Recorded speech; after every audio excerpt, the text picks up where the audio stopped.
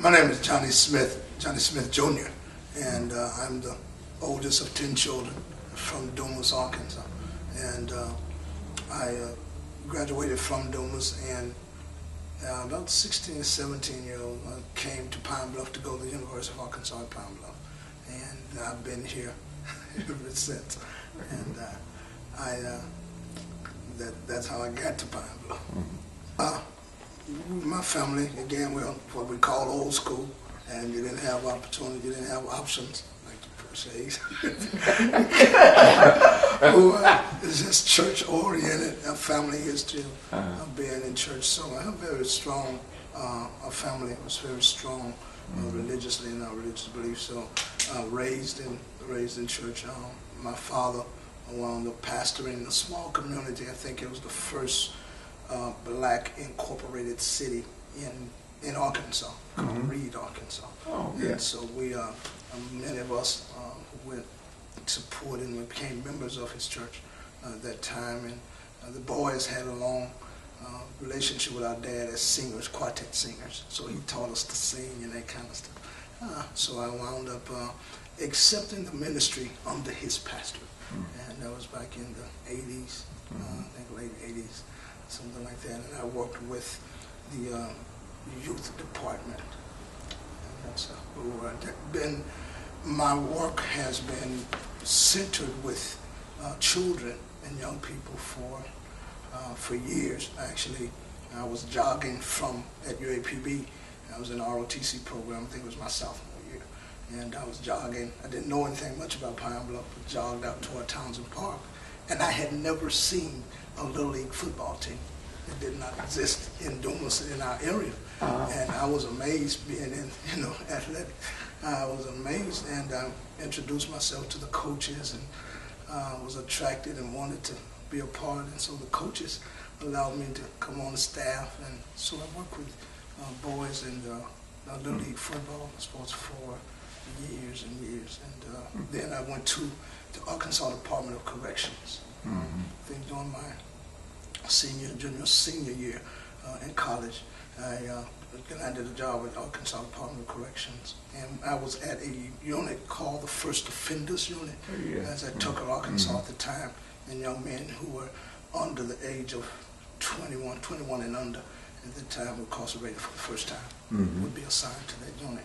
And so even more interest was based on some of the experiences I had as a Department of Correction officer. Yes, most definitely. As a matter of fact, I think that the link between the Little League football team and the boys that wound up coming to the prison, because occasionally the boys I wound up coaching and Little League wound up in the system, and so to guide boys from all across the state. It was just kind of had a different perspective, even as an employee, of what the needs were for these young men, and then the constantly growing disparities among African American men, in particular boys at young age. That age range really captivated me, and I wanted to wound up doing more than I expected. So your father? Saying, my father is a pastor. My brother, my youngest brother, is a pastor, and I'm pastoring. So we don't sing as much as we once did in the travel, etc. But we still periodically, and sometimes we commit to the needs of families who make requests. Sometimes in some most trying times, and to kind of console families, and that's been the basics the last several years of our singing. I think that for me, every ounce of energy I have to reclaim and restore our people is imperative for me. I realized that my mom and dad did not raise me by themselves. It was the kind of environment, the elements in our educational system, the teachers that we had and the focus that they had, the transition from segregation to integration, things that were lost there as we look at the disparities among African Americans. in America, we're at the top of the list in almost every area, every sphere. So whether it's penal institutions, a judicial system, or law enforcement, if my face and voice can make a difference, I'll try.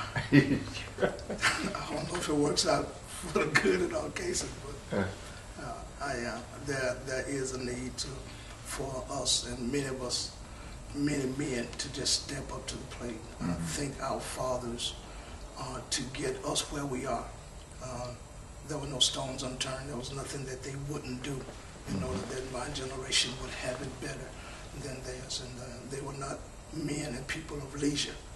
They faced the confrontation, a crisis, tried to resolve them so that we could have it better. And I'm not sure whether we've just taken advantage of the prosperity and the pleasures that was left for us, and not really been intense about what the needs are.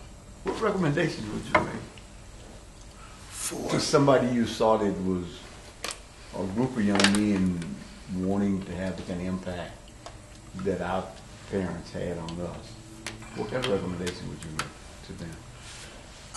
I would first have them to really do a personal assessment and determine and hope that they would determine that the cause and the need in our community is more imperative than our individual pursuits and our preferences, and that they're willing to make whatever sacrifices are necessary in order that our sons and our daughters are taken care of, that our women are provided for, and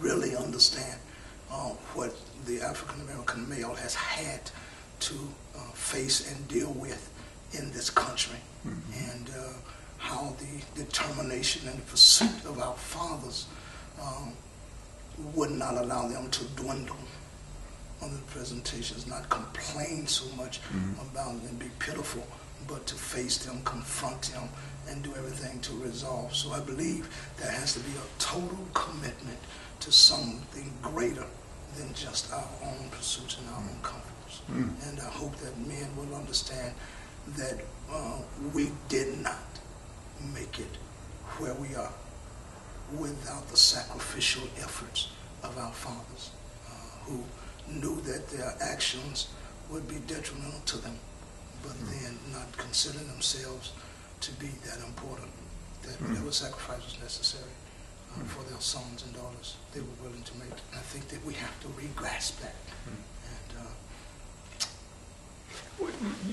And I've never been engaged in research before. I think the last 2 or 3 years, the intensity has come from an effort. I think in 2009 or so, 2008, there was this concept of pulling men together from across the state, that we would pull men from every sphere, every profession, that we would come together and we ourselves would assess the situations, conditions of the African American male, and then we would determine what the needs are. We know what our needs are, and we need to determine what the approaches are, how we are going to most effectively engage and resolve and rectify all of those issues by us coming together and putting together our minds. So in 2010, we had a Black Men's Conference here in Pine Bluff at the Convention Center. The professionals, the experts in education and law enforcement, etc., relayed to us what the needs were, and those needs were determined by them. And so as a result of it, I wound up trying to activate those things that those men referred to us. And for instance, they talked about a presence of Black men in the elementary campus. And so as a result of that, we designed and devised the Gentlemen's Club. And so we have 4 schools, where we have 5 schools now, but we have a gentleman's club and designed to address boys as it relates to manhood, dignity, pride, and some other issues.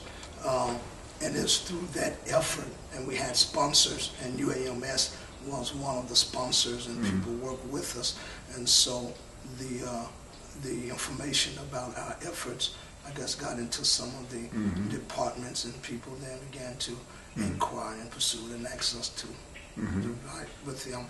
And this research team that's structured to remove or to implement research that will remove health disparities among minorities in Jefferson County is what that research effort was, and they asked us to be a part of it. And the organization is called the 10,000 Black Men Conference. And so the research team, UAMS, wanted to acquire partners and then build relationships with institutions within the African American community that will make accessible more African Americans for research and deal with the issues and the resistance that's been kind of linked to research from an African American perspective. So it was through that effort that we wound up having partnership and laid relationships with others across the, I guess, in the state.